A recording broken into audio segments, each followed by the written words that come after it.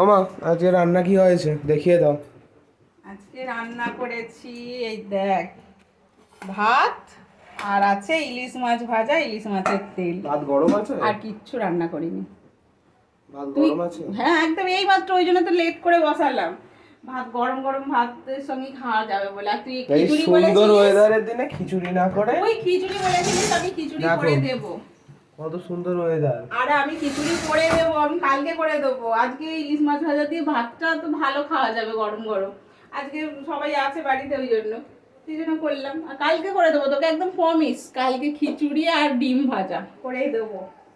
আজকে এইসব খাবার দাবার গুলো আছে, পড়ে থাকবে। আমি বললাম তাহলে তাহলে আগের দিন একটু মাংস, বাকি করেছো দেখিয়ে দাও। ওই তো মাংস আছে, এটা একটু ইলিশ মাছ বেগুন দিয়ে ঝোল করে দিয়েছি। একটু টক আছে চিংড়ি মাছের, এখানে মাছের ঝোল একটু আছে, এখানে কচুর তরকারি, তারপরে শাক ভাজা করেছি।